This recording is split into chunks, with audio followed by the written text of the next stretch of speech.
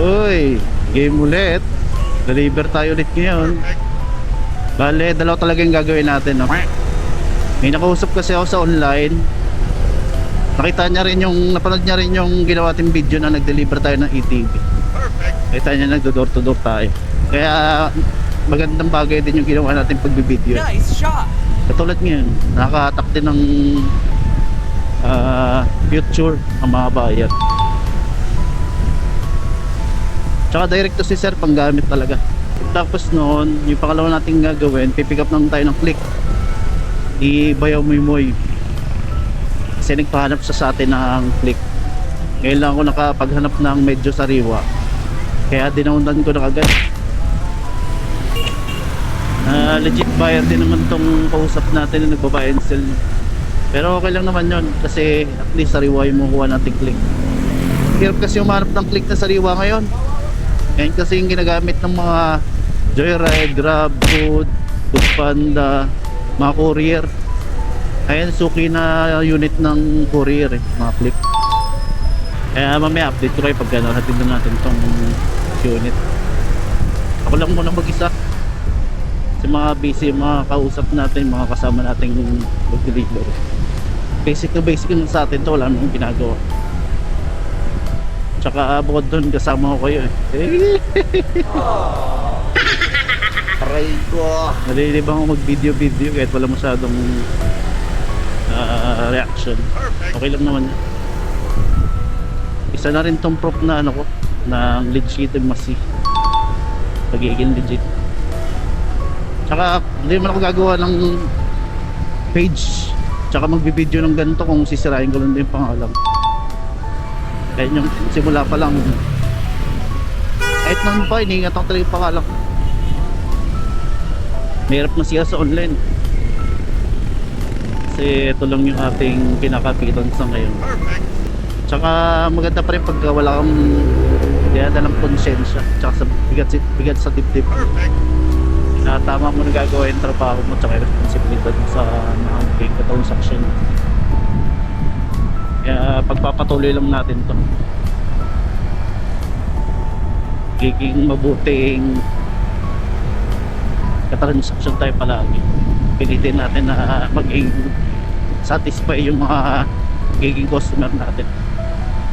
May sound trip nga tayo ngayon. Bagong JPL Charge 6 para sa ating pabiyahe-biyahe. Waterproof na rin, kaya wala tayong intindihin dyan. Medyo madumihan nga lang pero okay lang yan. Binili naman natin to para gamitin, hindi para itang. Naisipan ko nga rin dumaan sa store para makainom muna ng tubig. Siyempre, kailangan natin yan sa biyahe. Sobrang init talaga. Mahirap na. Mamaya bigla mag-collapse. Todas! Pera na naging bato pa. Nakakatuwa nga rin dito si Manong. No? Kala mo ngayon lang nakita ng ganitong klaseng camera. May yung kaway eh. Rumarock and roll si Manong. Aray! 160 na receive drive.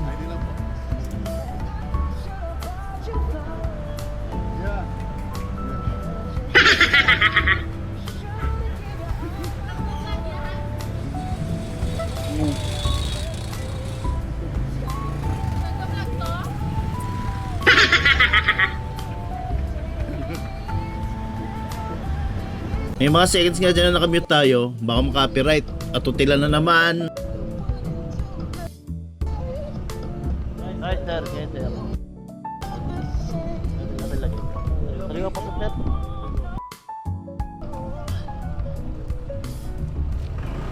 Basta yung makina.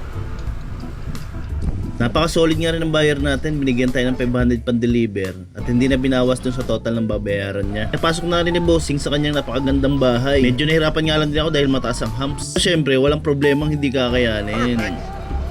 Unang kita pa nga lang ni Bossing sa magiging motor niya. Gandang-ganda na siya. Siyempre na dahil sa BS1. Biro lang. Pag sariwang yung unit, hindi mo na kailangan dayain. Matik. Agad nga rin check ni Sir yung ating unit. Karaniwang check ng mga buyer. Matik. Tinulungan ko din naman mag-demo ng unit si Sir. Siyempre kasama sa obligasyon natin yung kailangan natin tutukan si Sir. Mapaaraw man o gabi, okay lang sa akin dahil wala naman tayong tinatago sa unit. At siyempre sa mga papeles naman tayo, kompleto naman to. May resibo sa kasa, 3 valid ID, deed of sale, tsaka ORCR. At tulad ng dati, hindi mawawala ang pagtitest drive ng motor. Matik.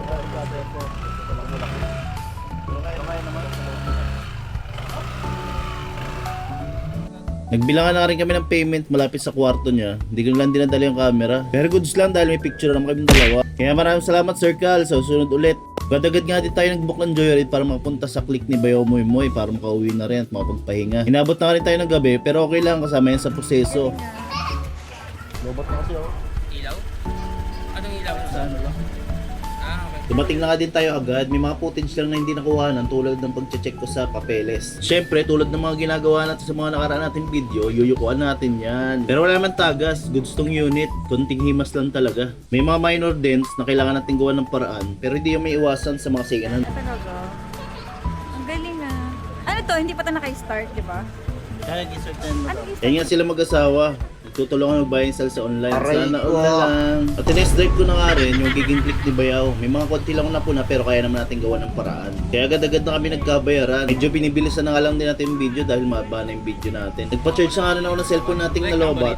Para sa daan meron tayong ways na gagamitin. Tinambayan ko na nga rin sila Boss Madam para may pagkwentuhan at makipagbatuhan ng idea tungkol sa pagbabay and sell ng mga motor. Maya-maya lang nagpaalam na rin ako na aalis na ako. Kaya salute sa inyo mga Boss Madam. Yun lang naman. Salamat sa pagsama mga tutilan. So sunod ulit update ko kayo. Maraming salamat.